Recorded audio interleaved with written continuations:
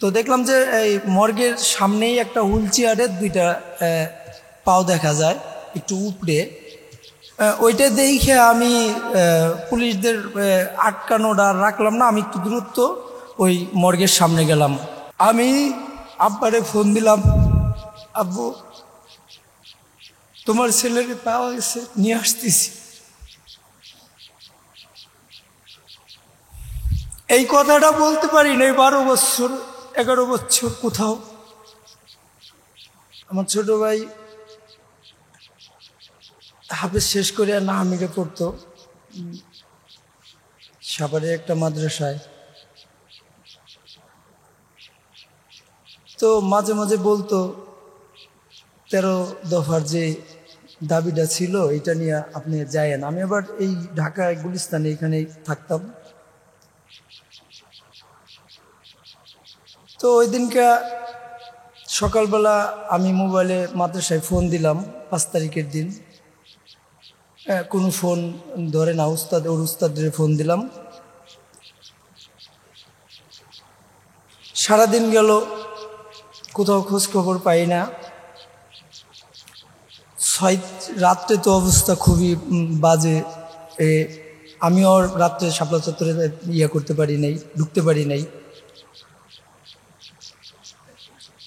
6 তারিখে সকালে ফজরের পরে আমি সোজা ওর মাদ্রাসায় গেছি। ওর মাদ্রাসায় যাওয়ার পরে ওর হুজুর যারা আছে উস্তাদদেরকে বললাম যে আমি আলামিনটা খোঁজ পাইতেছি না, ও কোথায় আছে। তো কোনো উস্তাদরাই বলতে পারতেছে না। সারাদিন গেল, বিভিন্ন হসপিটালে খুঁজলাম। ঢাকা মেডিকেলে আসলাম আমি একা। 4টা বাজলো আমার ঢাকা মেডিকেল আসতে।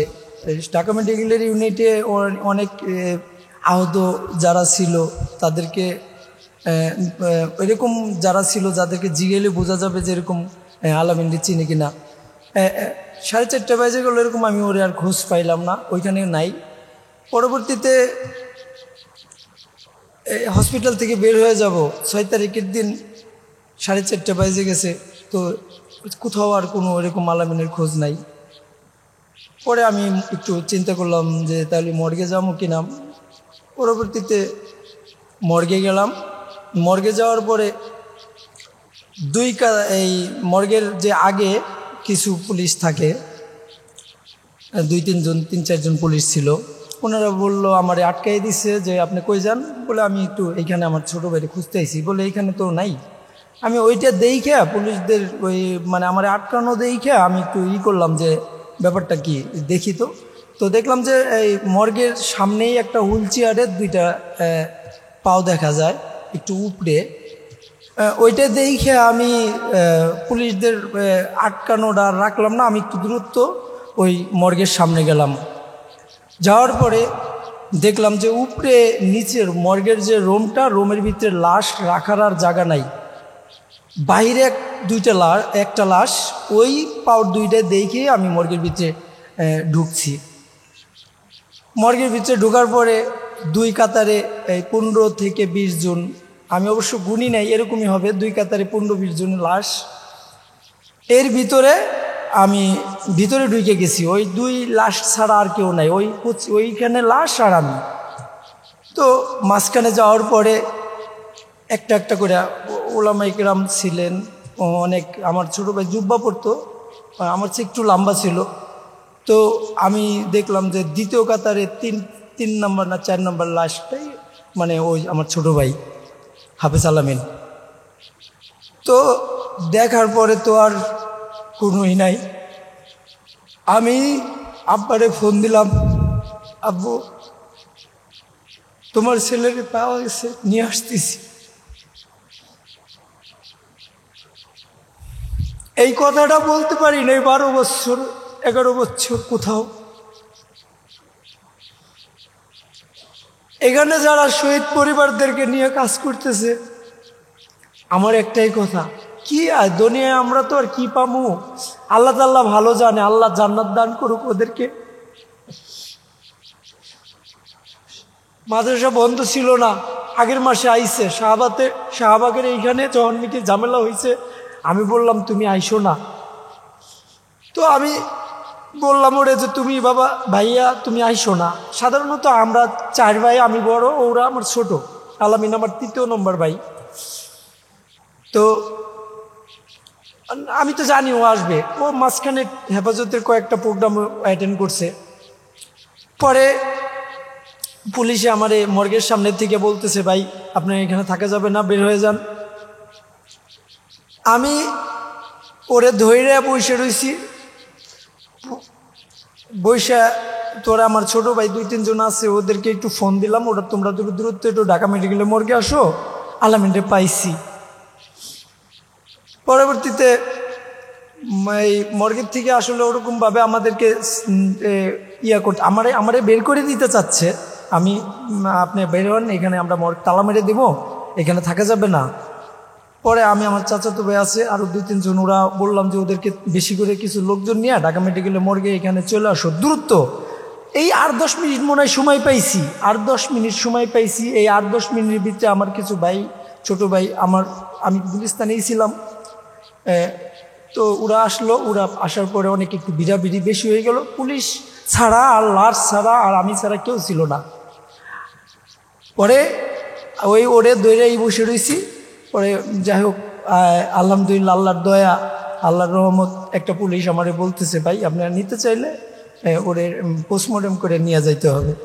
তো এই করতে করতে আরও 15 মিনিট 10 মিনিট গেল। পরে পোস্টমর্টম করে ওইখান থেকে একটা অ্যাম্বুলেন্স নিয়ে, তো আমি আবার মাদ্রাসায় ফোন দিলাম, ওই সাভারে মৌলানা জাফর সাহেবের ওইখানে পড়তো ফুলবাড়ি মাদ্রাসা।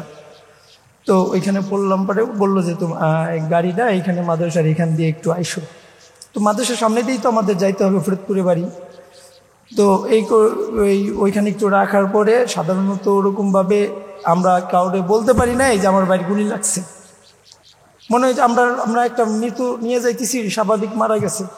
রাস্তাঘাটে চেক হয়, ফেরিতে উঠাইতে পারি না, তো ওই পারে যাইতে হবে আমাদেরকে গাড়ি নিয়ে, যেখানে সেখানে গাড়ি আটকাই দেয়। মাদ্রাসার ভিতরে ছাত্ররা বলছে যে একটু মাদ্রাসার ভিতরে নিয়ে আসেন, আমরা মাদ্রাসার ভিতরেও নিতে পারি নাই, রাস্তায় থেকে গাড়িটা নিয়ে বাড়িতে গেছি। বাড়িতে 2টা-3টা বাজে, এরকম 2টা থেকে বা 3টে এরকম আমরা যাইতে লাগছে। পরবর্তীতে যেটা হয়েছে এইটা এই 11 বছরই গোপন ছিল, কাউরে বলা যায় নাই। আমি আপনাদের কাছে একটা অনুরোধ জানাই, অনেক কথা আছে, বললে আমার 1-1.5 ঘন্টা লাগবে, আমি এখানে সময় নাই, 3-4 মিনিট সময় দিচ্ছে। আমি আপনাদের কাছে অনুরোধ জানাই, ভাই যারা শহীদ হয়েছে তারা আল্লাহ তাআলা যেন তাদেরকে মাফ করে দিছে, অবশ্যই মাফ করে দিছে, এই জন্য তারা শহীদ হয়েছে, এতটুকু আমি আশা করি। আর এখন আমাদের করণীয় কি? আমরা কি করব? আমরা তো কিছু করতে পারবো না। আপনারা যারা মুরব্বী আছেন, হেফাজত ইসলামের 13 দফা কি ছিল সেই দাবিগুলা, আমার ইচ্ছা এই দাবিগুলা আবার রাস্তায় আসুক, মাঠে আসুক, ময়দানে আসুক, এইটা যেন আমাদের বাস্তবায়ন হোক, এইটা আমার ইচ্ছা। তো আমি আপনাদের কাছে দোয়া চাই, এটা যত তাড়াতাড়ি হবে আমরা হেফাজত ইসলামের মুরব্বী যারা আছে আমাদেরকে সাথে রাইখা সমস্ত শাপলা চত্বর, মোদি বিরোধী আন্দোলন, চুলাই, পিলখানা, শহীদদেরকে একসাথে কইরা এই শহীদদেরকে নিয়ে একটা প্ল্যাটফর্ম। তো অনেক শহীদ আছে আমরা দেখছি, তারা অনেক কিছুই শুনি, মানুষের কাছে অনেক কিছু পাইছে। আমি ওইটার জন্য কোনো কিছু কারোর সাথে কথাও বলি না, অনেক সমস্যা আমাদের ফ্যামিলিতে আছে, এইটা আল্লাহ সহজ করে যেন দেয়, এই জন্য আপনাদের কাছে দোয়া চাই। আসসালামু আলাইকুম রহমতুল্লাহ।